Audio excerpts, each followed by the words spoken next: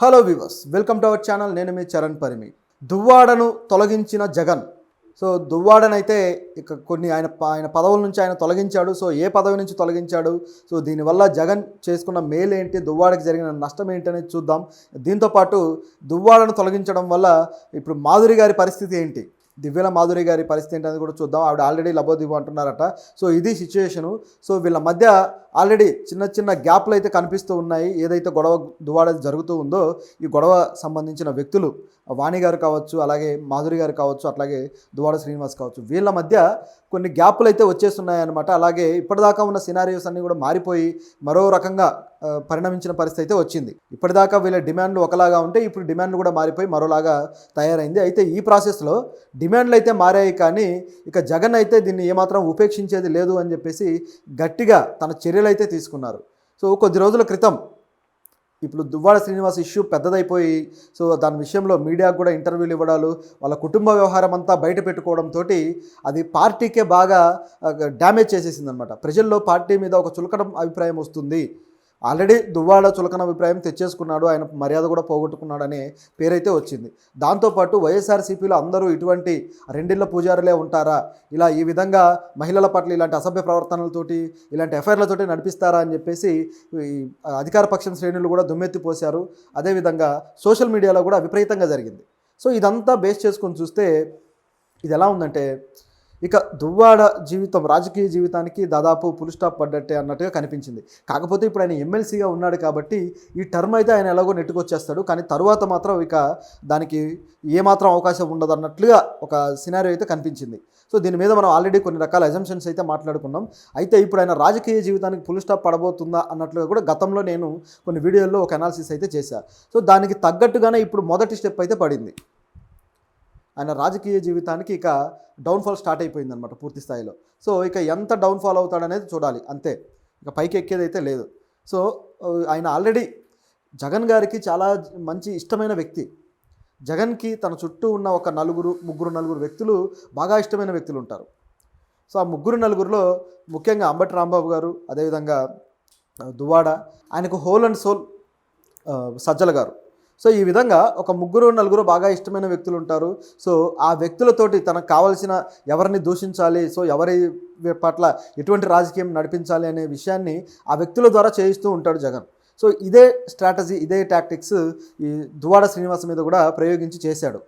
గతంలో దువ్వాడని ఏ విధంగా వాడాడంటే, కేవలం పవన్ కళ్యాణ్ని దూషించడానికి, అదేవిధంగా అచ్చెన్నాయుడు మీద బూతులతోటి విరుచుకుపడడానికి ఎన్నో వాడాడు. అచ్చెన్నాయుడు మామూలుగానే ఒక ఫైర్ బ్రాండ్ లాగా మాట్లాడుతూ ఉంటాడు, ఆయన కూడా అదే స్థాయిలో గట్టిగా వాయిస్తుంటాడు. అందుకని ఆయన్ని తిట్టాలంటే ఇలాంటి వ్యక్తి కరెక్ట్ అన్నట్టుగా ఏం చేశాడంటే దువ్వాడని తీసుకొచ్చి పెట్టాడు. దాంతో దువ్వాడ కూడా అదే స్థాయిలో రెచ్చిపోయాడు. దీనివల్ల వైసీపీకి వాళ్ళ నోరు ముప్పించడానికి ఒక వ్యక్తి దొరికినట్టు అయింది. అంతవరకు బాగానే ఉంది. ఆ తర్వాత పవన్ కళ్యాణ్ దూషించే విషయంలో అయితే ఇక దువ్వాడకు అడ్డు అదుపు లేదు. ఇప్పుడు ఆ విషయం కూడా బాగా ట్రోలింగ్కి గురయ్యాడు. అది కూడా వైసీపీకి ఇప్పుడు రివర్స్ కొట్టింది. దువ్వాడ పవన్ కళ్యాణ్ విమర్శించడంలో ముఖ్యంగా ఏకపత్ని వ్రతమే నా మతం అని చెప్పేసి ఆయన మాట్లాడడము, ఇక్కడ చూస్తేమో రెండేళ్ల పూజారిలాగా బిహేవ్ చేయడము. ఇదంతా కూడా గట్టిగా జనసేన శ్రేణులు అయితే ఇక ఫుల్ సోషల్ మీడియాలో ట్రోలింగ్ చేసి పడేశారు. ఇది దువ్వాడకు ఇప్పటిదాకా జరిగిన ఆయన ఇమేజ్ డ్యామేజ్. ఇక భార్య అయితే 15 రోజులుగా ఇంకా అక్కడే కూర్చొని ధర్నా చేస్తూనే ఉన్నారు. ఆవిడ నిరసన తెలియజేస్తూనే ఉన్నారు, ఎలాగైనా సరే నన్ను ఇంట్లోకి రప్పించండి అని. ఇప్పటిదాకా అయితే ఆవిడ ఆ ఇంట్లోకి వెళ్ళడానికి ఆ ఇల్లు నాకు కావాలంటూ అడుగుతూ వచ్చారు. ఇప్పుడేమో ఆవిడ మాట మార్చారు. మాట మార్చి ఆ ఇంట్లోకి నాకు హక్కు ఉంది కాబట్టి నేను ఆ ఇంట్లోకి వెళ్తాను అని చెప్పి, లేదు ఆ హక్కు లేదు అని చెప్పేసి మాధురి గారు. ఈ ప్రాసెస్ అంతా జరుగుతూ ఉండగా ఇక పార్టీ పరువు పూర్తిగా తీసేటట్టున్నారు వీళ్ళు అని చెప్పి జగన్ ఏం చేశాడంటే ఒక నిర్ణయం అయితే తీసుకున్నాడు. టెక్కల్ ఇన్ఛార్జిగా ఉన్న దువ్వాడని తప్పించేసి మరొక వ్యక్తికి ఇచ్చారనమాట. ఆ వ్యక్తి పేరు వచ్చేసి పేరాడ తిలక్. టెక్కల్లో వైసీపీ నుంచి రాజకీయాల్లో ఆయన బాగా యాక్టివ్గా ఉన్న వ్యక్తి. ఆయనని గుర్తించి మరీ ఆయనకి ఇచ్చినట్లయింది ఇప్పుడు. ఆయనకి ఇస్తే ఇప్పుడు ఆయన ఎలా టెక్కల్లో మళ్ళీ పార్టీని తిరిగి నిలబెట్టబోతున్నారు అనేది చూడాలి. ఇన్ఛార్జిగా ఇచ్చారంటే దాదాపుగా కాబోయే ఎమ్మెల్యే అన్నట్టుగా అర్థం.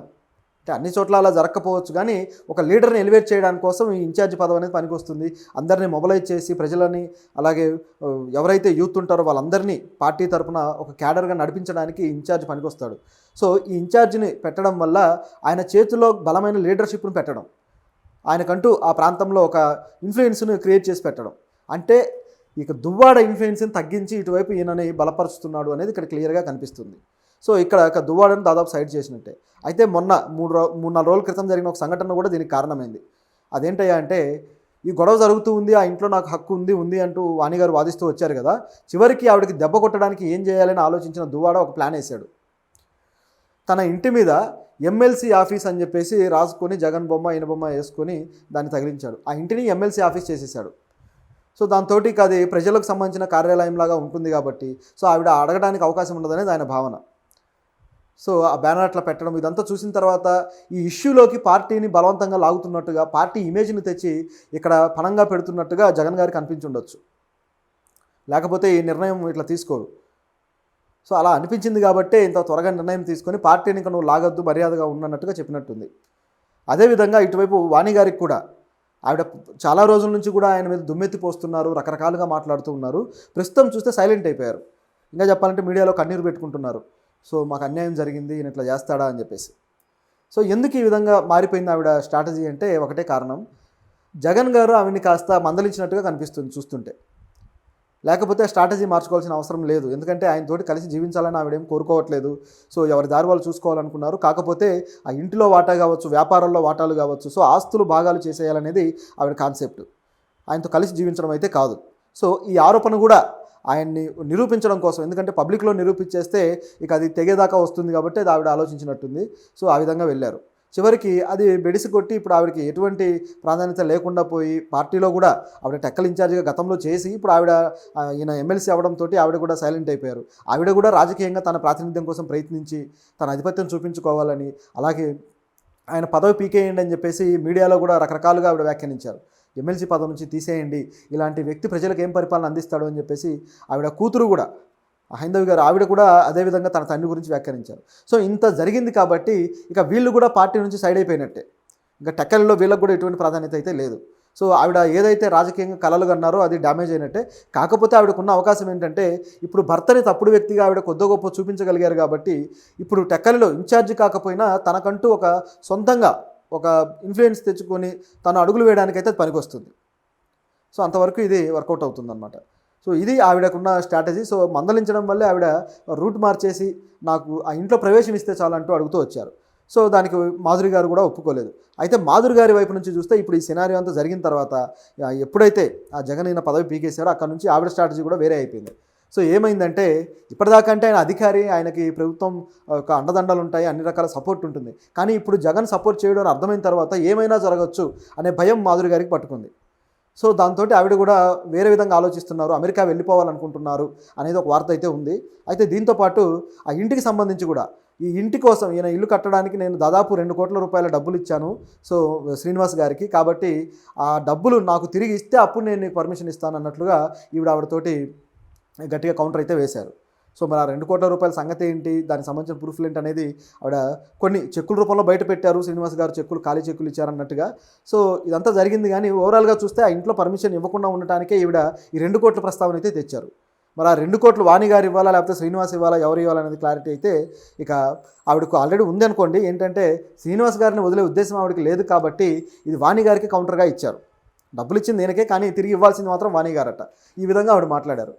సో అది కేవలం ఒక కౌంటర్ లాగానే మాత్రమే ఆవిడ అనడం జరిగింది. సో ఓవరాల్గా చూసుకుంటే ఈ సినారియోలో ఒక రెండిళ్ళ పూజారిలాగా ముందుకొచ్చేసి చివరికి తన ఎఫ్ఐఆర్ వల్ల తన రాజకీయ జీవితానికే భూస్థాపితం చేసుకోబోతున్న ఒక నాయకుడిగా, ఒక ఫెయిల్యూర్గా